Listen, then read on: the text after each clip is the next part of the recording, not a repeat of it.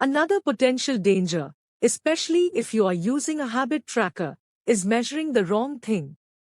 Knowing when and when not to track a habit. Say you're running a restaurant and you want to know if your chef is doing a good job. One way to measure success is to track how many customers pay for a meal each day. If more customers come in, the food must be good. If fewer customers come in, something must be wrong.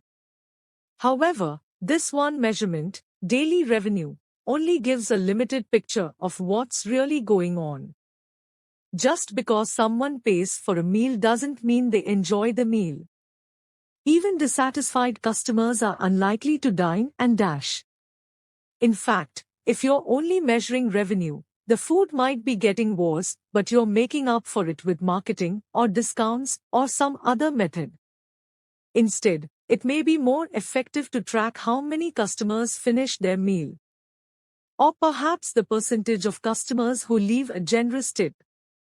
The dark side of tracking a particular behavior is that we become driven by the number rather than the purpose behind it.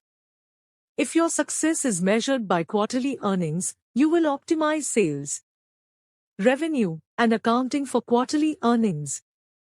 If your success is measured by a lower number on the scale, you will optimize for a lower number on the scale, even if that means embracing crash diets, juice cleanses, and fat loss pills. The human mind wants to win whatever game is being played. This pitfall is evident in many areas of life. We focus on working long hours instead of getting meaningful work done. We care more about getting 10,000 steps than we do about being healthy. We teach for standardized tests instead of emphasizing learning, curiosity, and critical thinking. In short, we optimize for what we measure. When we choose the wrong measurement, we get the wrong behavior. This is sometimes referred to as Goodhart's law. Named after the economist Charles Goodhart, the principle states, when a measure becomes a target, it ceases to be a good measure. Measurement is only useful when it guides you and adds context to a larger picture, not when it consumes you. Each number is simply one piece of feedback in the overall system. In our data-driven world, we tend to overvalue numbers and undervalue anything ephemeral, soft, and difficult to quantify. We mistakenly think the factors we can measure are the only factors that exist. But just because you can measure something doesn't mean it's the most important thing. And just because you can't measure something doesn't mean it's not important at all. All of this to say, it's crucial to keep habit tracking in its proper place. It can feel satisfying to record a habit and track your progress, but the measurement is not the only thing that matters. Furthermore, there are many ways to measure progress, and sometimes it helps to shift your focus to something entirely different. This is why non-scale victories can be effective for weight loss. The number on the scale may be stubborn, so if you focus solely on that number, your motivation will sag. But you may notice that your skin looks better, or you wake up earlier, or your sex drive got a boost. All of these are valid ways to track your improvement. If you're not feeling motivated by the number on the scale, perhaps it's time to focus on a different measurement, one that gives you more signals of progress. No matter how you measure your improvement, habit tracking offers a simple way to make your habits more satisfying. Each measurement provides a little bit of evidence that you're moving in the right direction and a brief moment of immediate pleasure for a job well done.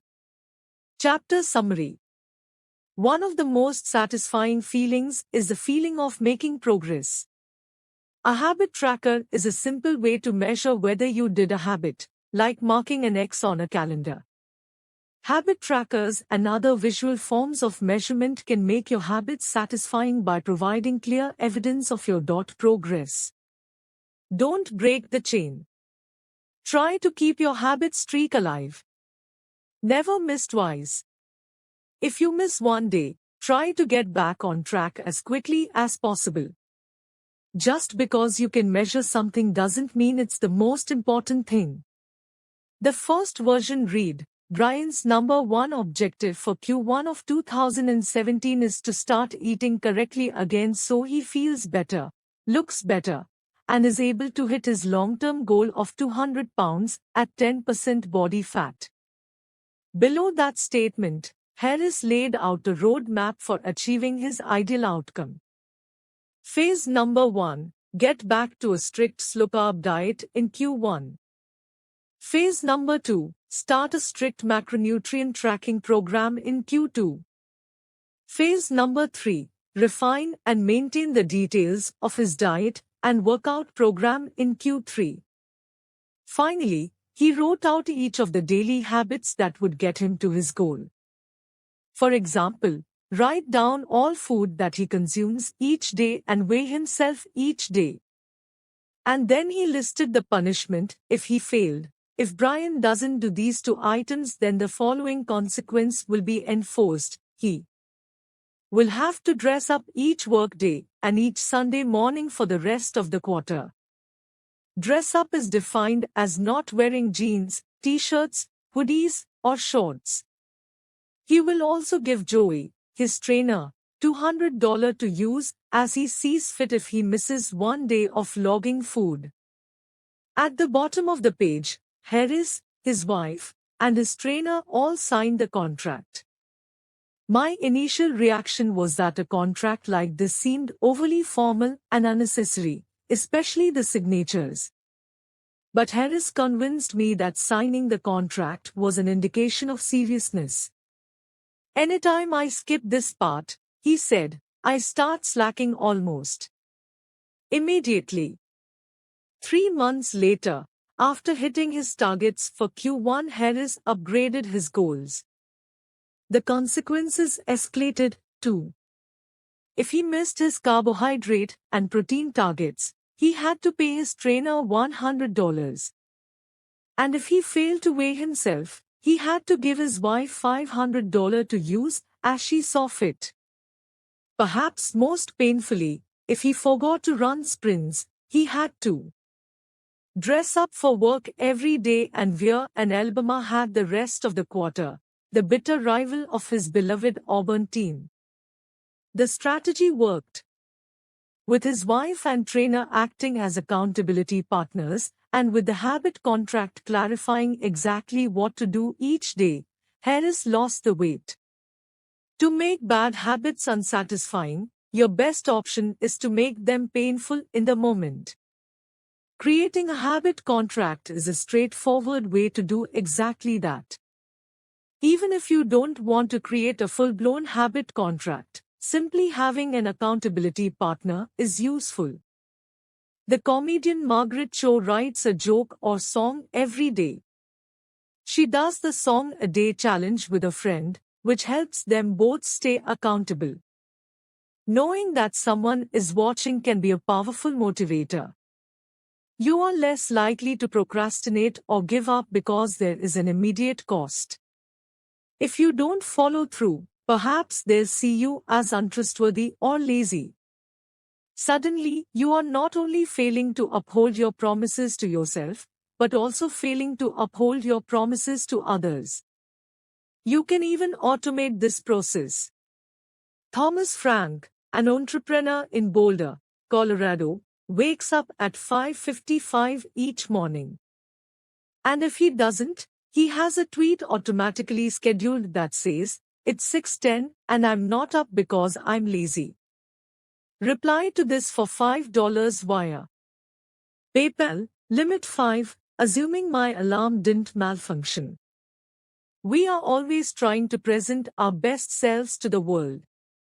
We comb our hair and brush our teeth and dress ourselves carefully, because we know these habits are likely to get a positive reaction. We want to get good grades and graduate from top schools to impress potential employers and mates and our friends and family. We care about the opinions of those around us because it helps if others like us. This is precisely why getting an accountability partner or signing a habit contract can work so well. Chapter Summary. The inversion of the fourth law of behavior change is make it unsatisfying. We are less likely to repeat a bad habit if it is painful or unsatisfying. An accountability partner can create an immediate cost to inaction. We care deeply about what others think of us, and we do not want others to have a lesser opinion of us. A habit contract can be used to add a social cost to any behavior. It makes the costs of violating your promises public and painful. Knowing that someone else is watching you can be a powerful motivator. How to create a good habit? The first law, make it obvious. 1.1. Fill out the habit scorecard. Write down your current habits to become aware of them. 1.2. Use implementation intentions. I will, behavior, at, time, in, location, dot. 1.3. Use habit stacking. After, current habit, I will, new habit, dot. 1.4. Design your environment. Make the cues of good habits obvious and visible. The second law, make it attractive. 2.1. Use temptation bundling. Pair an action you want to do with an action you need to do. 2.2. Join a culture where your desired behavior is the normal behavior. 2.3. Create a motivation ritual. Do something you enjoy immediately before a difficult habit. The third law, make it easy. 3.1. Reduce friction. Decrease the number of steps between you and your good habits. 3.2. Prime the environment. Prepare your environment to make future actions easier. 3.3. Master the decisive moment. Optimize the small choices that deliver outsized impact. 3.4. Use the 2-minute rule. Downscale your habits until they can be done in 2 minutes or less. 3.5. Automate your habits.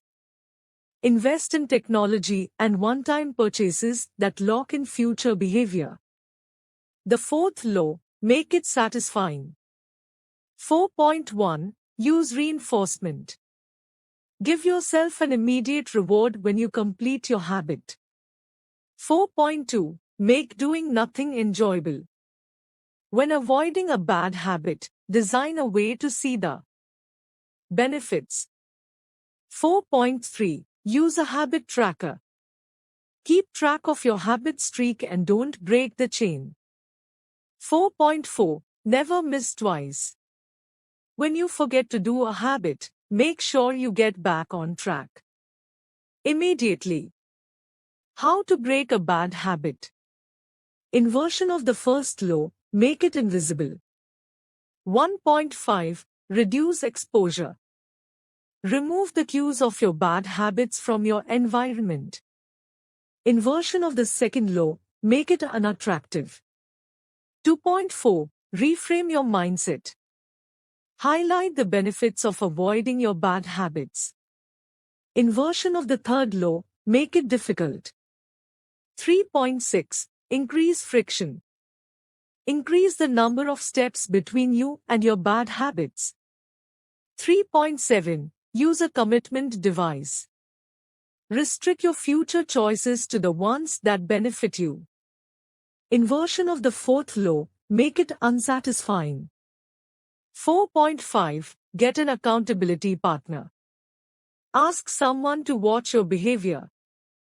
4.6. Create a habit contract. Make the costs of your bad habits public and painful.